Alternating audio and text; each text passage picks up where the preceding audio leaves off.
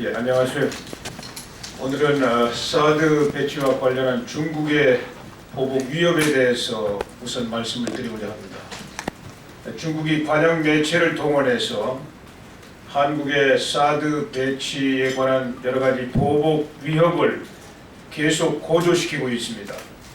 이미 사드 부지를 제공한 롯데에 대해서 보복이 현실화되고 있고, 삼성과 현대에 대해서도 보복 위협을 높이고 있습니다. 중국은 그저 한 나라가 아니라 미국과 함께 세계를 움직이는 G2입니다. 이는 전혀 중국답지 못한 졸렬한 행동으로서 즉각 중단되어야 합니다. 대한민국은 엄연한 주권국가입니다. 북한 핵 위협에 대한 대응 조치로서 불가피하게 미국과 합의해서 사드 배치를 추진하고 있습니다. 이러한 한국의 주권 행위에 대해서 중국이 이렇게 분별 없는 무책임한 보복 위협을 계속하는 것은 참으로 유감스러운 일입니다. 우리가 중국의 주권을 존중하고 중국에 대해서 친근한 마음을 갖고 있는 것처럼 중국도 우리 한국의 주권을 존중해야 합니다. 또 두 나라 국민이 서로 가까운 이웃으로 친근하게 계속 지낼 수 있도록 해야 합니다. 저는 이러한 중국의 무책임한 행동이 즉각 중단되기를 바랍니다. 오히려 중국은 북한 핵 도발을 근원적으로 해결하는 데 더 크고 강한 역할을 해주기를 바라고 있습니다. 이는 우리 대한민국만의 바람이 아니라 국제사회의 기대이기도 합니다. 저는 비핵화된 한반도, 그리고 대한민국이 주도하는 평화 통일을 통해서 번영하는 한반도, 이것이 중국의 미래 이익에 부합되는 일이지, 저렇게 핵을 고집하는 북한, 이 분단 긴장이 유지되는 한반도, 이것이 중국의 어떤 이익도 되지 않는다는 걸 확신하는 사람입니다. 만에 하나 북한 핵이 기정사실화된다면 우리 대한민국은 물론이고 일본의 핵무장은 피할 수 없게 될 것입니다. 이것이 중국의 어떤 이익이 되겠습니까? 저는 중국이 지금이라도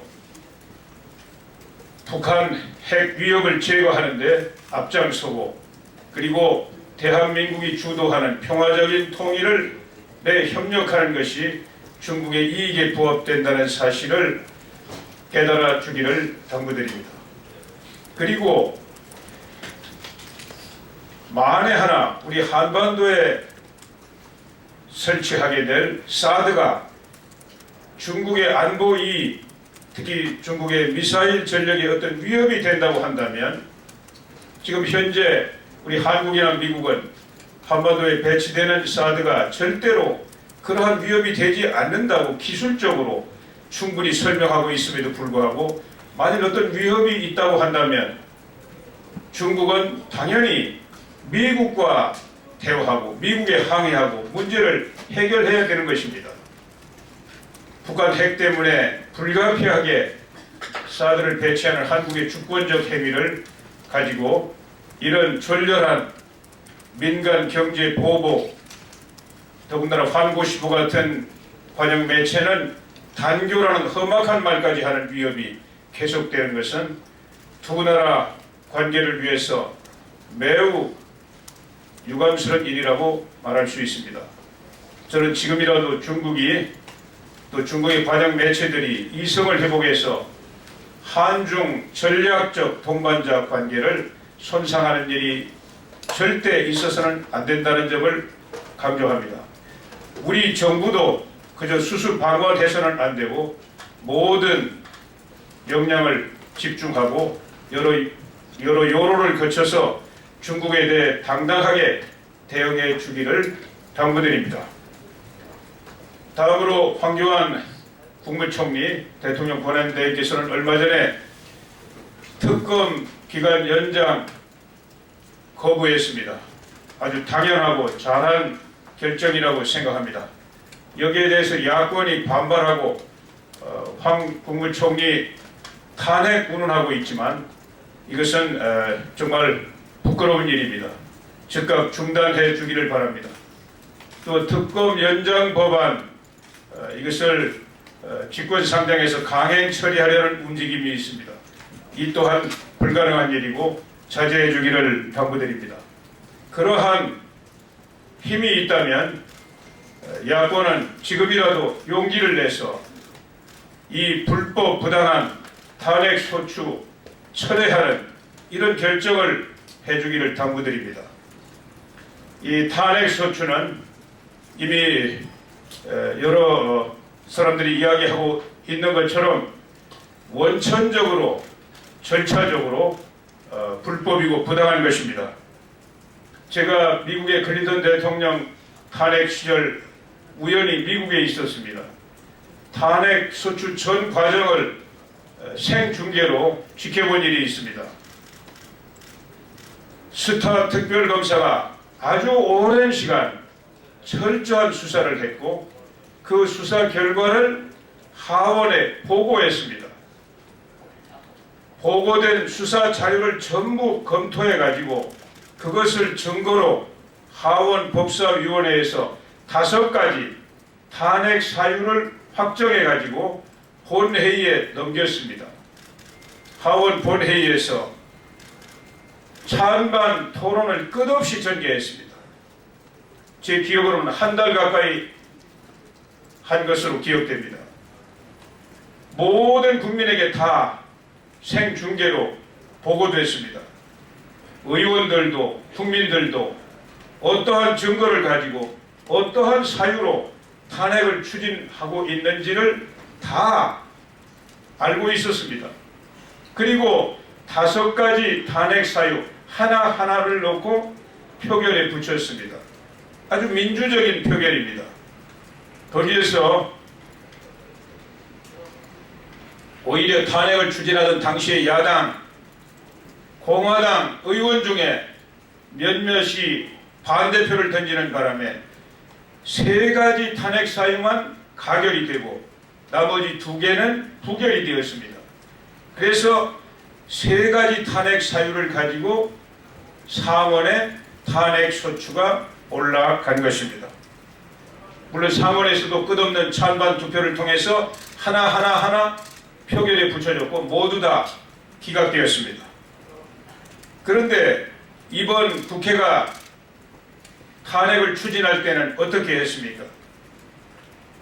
당시 검찰에서 폭풍 같은 여론에 떠밀려서 수사를 한 2달인가 했지만은 그 결과가 국회에 보고된 일이 없습니다. 그냥 수사 결과 발표하고 일부 피의자들에 대해서 공소가 제기됐을 뿐입니다.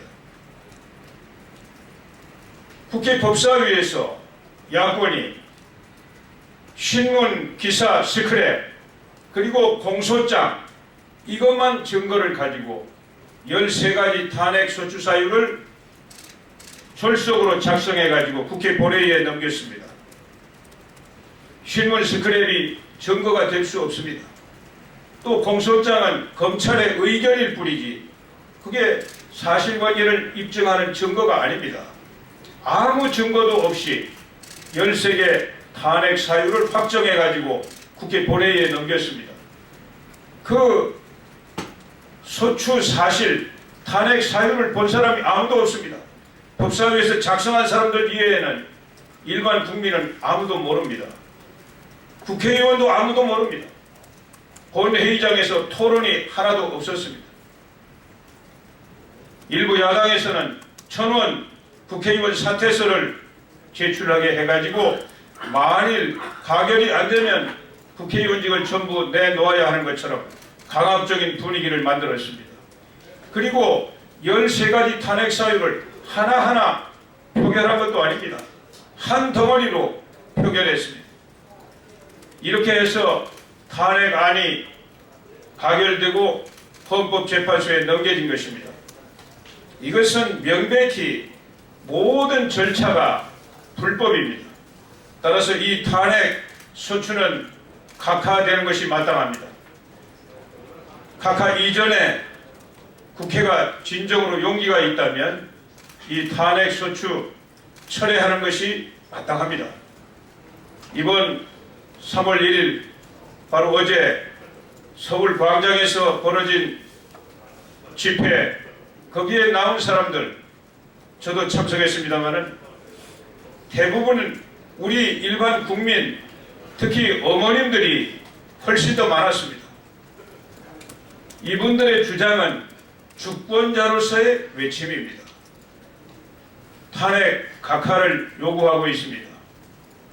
저는 이런 주권자의 명령을 지금이라도 국회가 받아들이는 것이 마땅하다고 생각합니다. 그래서 우리나라가 하루빨리 평정을 되찾고 모든 것을 정상적으로 문제를 풀어 나가기를 기대합니다.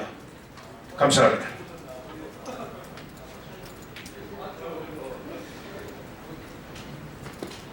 질문은 좀 밖에서